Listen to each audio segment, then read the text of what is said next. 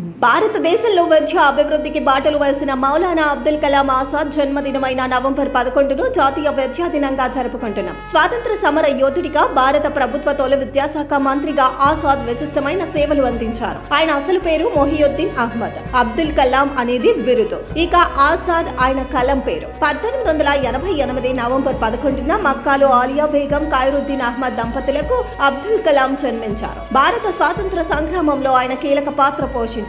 మహాత్మా గాంధీ ప్రారంభించిన సహాయ నిరాకరణ ఉద్యమాన్ని సమర్థించి 1920లో భారత జాతీయ కాంగ్రెస్ లో ప్రవేశించారు. ఖిలాఫత్ ఉద్యమం, ఉప్పు సత్యాగ్రహం, క్విట్ ఇండియా ఉద్యమాల్లో పాల్గొని 10 సంవత్సరాల పాటు జైలు శిక్ష అనుభవించాడు. స్వాతంత్ర్యం అనంతరం ఏర్పడిన మొదటి ప్రభుత్వంలో సుదీర్ఘంగా 11 సంవత్సరాల పాటు విద్యాశాఖ మంత్రిగా పనిచేసి దేశంలో విద్యా సంస్కరణలకు విశిష్టమైన కృషి చేశారు. భారత విద్యా రంగానికి మౌలానా చేసిన సేవలను గుర్తుగా 1992లో భారత ప్రభుత్వం ఆయనకు అత్యున్నత పౌర పురస్కారమైన భారతరత్న ఇచ్చి గౌరవించింది.